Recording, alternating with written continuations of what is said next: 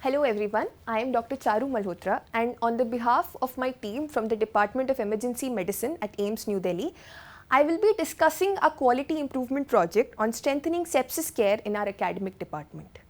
We today will learn how to utilize the point of care quality model and simple tools of quality improvement like process flowchart, fishbone diagram and run chart in this setting.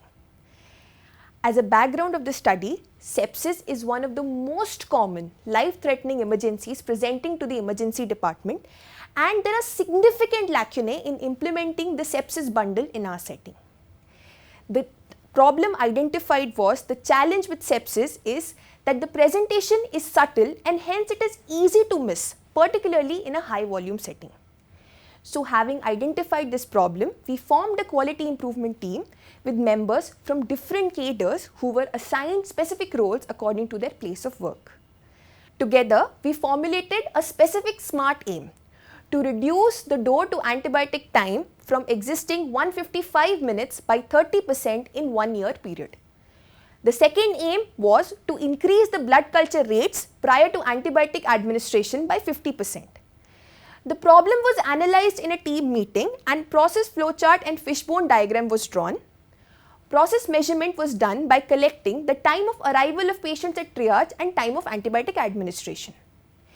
The door to antibiotic time was taken as T2 minus T1. The blood cultures were collected prior to antibiotic administration was also recorded from patient health records. Recognition of sepsis in our fishbone diagram was found to be a major bottleneck. The baseline median time of antibiotic administration was 155 minutes and no blood cultures were taken prior to antibiotic administration in the emergency department. We first tried two separate sepsis screening tools as a change idea, but these could not be implemented owing to the difficulty in applications and were not found feasible. We then modified our existing red triage protocol and developed a novel sepsis screening tool.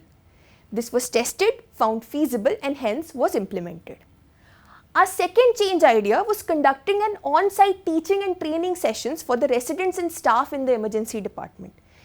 This proved particularly useful in our setting which had staff and residents following a shift duty roster. Our third change idea was to use a sepsis checklist that included all the components of the sepsis bundle. The checklist was attached to the patient records at triage. Our fourth change idea was ensuring blood culture bottle availability.